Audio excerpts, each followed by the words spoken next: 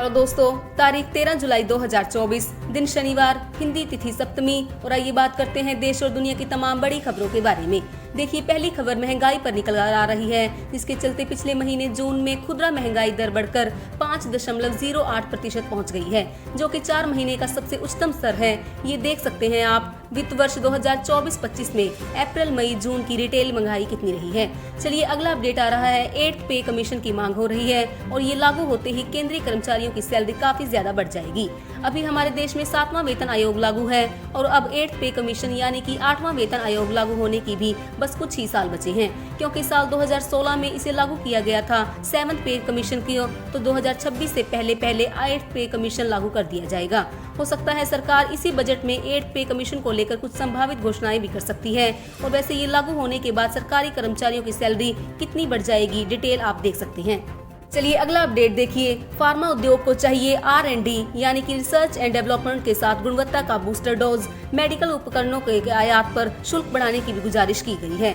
Budget 2024 को लेकर देश की फार्मास्यूटिकल इंडस्ट्री ने सरकार से ये कुछ डिमांड्स भी की हैं। चलिए, अगला अपडेट देखिए। जियो फाइनेंशियल कोर इन्वेस्टमेंट कंपनी बनने के लिए RBI यानी कि भारतीय रिजर्व बैंक ऑफ इंडिया की मंजूरी मिल चुकी है। इसके बाद आपको जियो फाइनेंशियल पर कई नई सर्विसेज मिलेंगी, जैसे कि insurance broking, digital banking, UPI payment, loan services समेत कई सेवाओं का फायदा अब आपको जियो फाइनेंस के जरिए ले पाएंगे।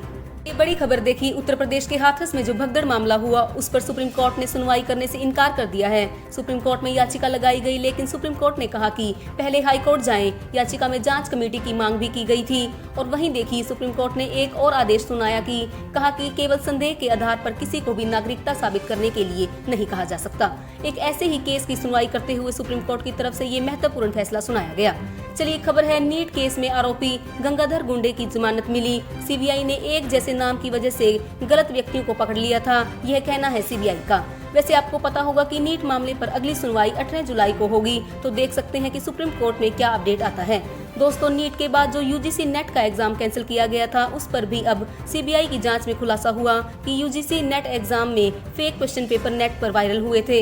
यही वजह है कि सरकार ने इस परीक्षा को कैंसिल किया था। मतलब ओरिजिनल पेपर तो वायरल नहीं हुआ, लेकिन उसके नाम पर फेक क्वेश्चन पेपर वायरल हो गए थे।